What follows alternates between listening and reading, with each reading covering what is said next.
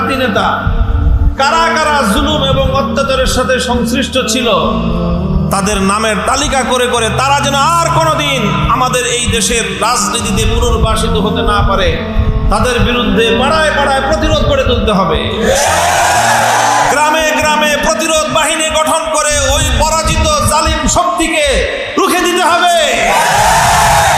সর্বদলীয় সংগ্রাম পরিষদ করবেন, প্রতিরোধ সংগ্রাম পরিষদ গঠন করে বাংলাদেশে কারা কারা 16 বছর পর্যন্ত মানুষের অধিকার নিয়ে ছিনিমিনি খেলেছে তাদের নামের তালিকা করে এলাকায় এলাকায় টানায় দিবেন এবং সেই সমস্ত লোকদেরকে এলাকায় কালো তালিকাভুক্ত করে অবাঞ্ছিত ঘোষণা করবেন।